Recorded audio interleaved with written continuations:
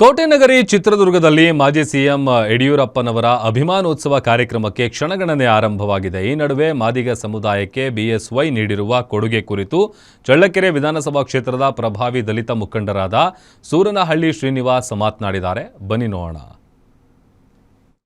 ರಾಜಕೀಯ ಭೀಷ್ಮ ಬಿಎಸ್ ಯಡಿಯೂರಪ್ಪನವರ ಅಭಿಮಾನೋತ್ಸವ ಕಾರ್ಯಕ್ರಮಕ್ಕೆ ಕ್ಷಣಗಣನೆ ಆರಂಭವಾಗಿದೆ. ಈ ಕುರಿತಾಗಿ ಚಳ್ಳಕೆರೆ ವಿಧಾನಸಭಾ ಕ್ಷೇತ್ರದ ದಲಿತ ಸಮುದಾಯದ ಪ್ರಭಾವಿ ಮುಖಂಡರಾದಂತಹ ಸೂರನಹಳ್ಳಿ ಶ್ರೀನಿವಾಸ್ ಅವರು ನಮ್ಮೊಟ್ಟಿಗಿದ್ದಾರೆ. ಸರ್, ಇವತ್ತು ಕೋಟೆನಾಡು ಚಿತ್ರದುರ್ಗದಲ್ಲಿ ಏನು ಯಡಿಯೂರಪ್ಪನವರ 50 ವರ್ಷಗಳು ಪೂರೈಸಿದ ಹಿನ್ನೆಲೆ ಅಭಿಮಾನೋತ್ಸವ ಕಾರ್ಯಕ್ರಮ ನಡೀತಾ ಇದೆ. ಈ ಬಗ್ಗೆ ಏನ್ ಹೇಳ್ತೀರಿ ಸರ್?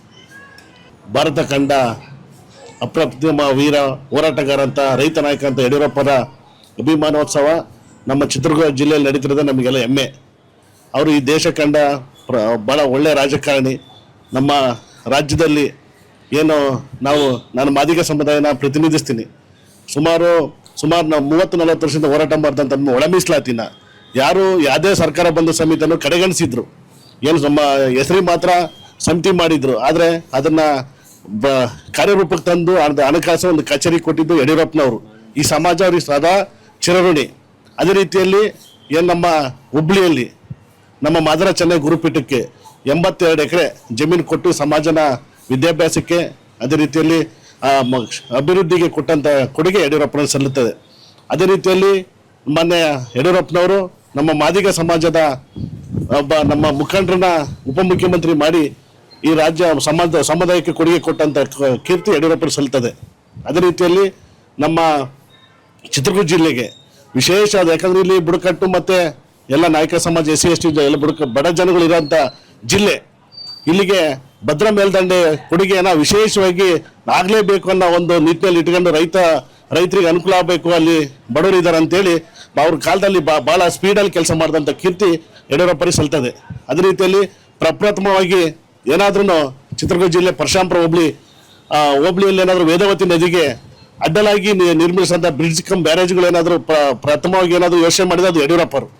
ಯಾಕಂದರೆ ಇವತ್ತು ನಾವು ಅಲ್ಲಿ ಸುಮಾರು 1 ಲಕ್ಷಾಂತರ ಎಕರೆ ಅಡಿಕೆ ಆಗಿದೆ.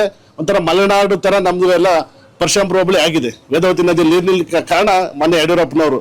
ಏನೋ ಆಲ್ಗೊಂಡ್ನಲ್ಲಿ ಮತ್ತೆ ಚಟಕಂಬ ಅಂತ ಒಂದು ಗ್ರಾಮ, ಆ ಗ್ರಾಮದಲ್ಲಿ ಇವತ್ತು ಸಮೇತ ರೈತರು ಭಾಳ ಒಳ್ಳೆ ಕೆಲಸ ಮಾಡಿದ್ರು ಅಂತ ನೆನೆಸ್ಕೊಂತ ರೈತರು. ಸರ್, ವಿಶೇಷವಾಗಿ ಯಡಿಯೂರಪ್ಪನವರು ಸಾವಿರಾರು ಜನ ಏನು ಬಿಜೆಪಿ, ಕಾಂಗ್ರೆಸ್, JDS ಅಲ್ಲೂ ಕೂಡ ಇವತ್ತು ಶಾಸಕರು, ಸಂಸದರು, ಸಚಿವರಿದ್ದಾರೆ. ಅವರೆಲ್ಲರಿಗೂ ಕೂಡ ಬಹುತೇಕ ರಾಜಕೀಯ ಗುರುಗಳಾದಂಥವ್ರು.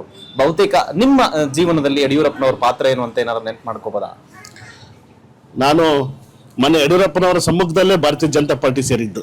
2019 MP ಎಲೆಕ್ಷನ್ ಚುನಾವಣೆಯಲ್ಲಿ ನಾನು ಯಡಿಯೂರಪ್ಪರ ಸಮ್ಮುಖದಲ್ಲೇ ನನ್ನ ಸೇರ್ಪಡೆಯಾಗಿ ಯುವ ನಾಯಕ ನನ್ನ ಬರಬೇಕಂತ ಜೊತೆಗೆ ಹೆಗಲ ಮೇಲೆ ಕೈ ಹಾಕೊಂಡು ಜೊತೆ ಕರ್ಕೊಂಡು ಹೋಗುವಂಥ ನಾಯಕರು ಯಡಿಯೂರಪ್ಪನವರು. ಅದೇ ರೀತಿಯಲ್ಲಿ ನನ್ನಂಥ ಲಕ್ಷಾಂತರ ಜನ ಇವತ್ತೇನೋ ಭಾರತೀಯ ಜನತಾ ಪಾರ್ಟಿ ಆಗಿರ್ಬೋದು ಮತ್ತು ಬೇರೆ ಪಕ್ಷದಲ್ಲಿ MLA ಏನೋ ಆಗಿದ್ರೆ ಅದು ಯಡಿಯೂರಪ್ಪರ ಕಾರಣ. ಯಡಿಯೂರಪ್ಪರು ಭಾಳ ದೊಡ್ಡ ಬಳಗ ಇದೆ, ಅಭಿಮಾನಿ ಬಳಗನೇ ದೊಡ್ಡ ಲಕ್ಷಾಂತರ ಬಳಗ. MLAಗಳು, ಮಾಜಿ ಶಾಸಕರು, ಮಾಜಿ ಮಂತ್ರಿಗಳು ಎಲ್ಲರೂ ಇದ್ದಾರೆ.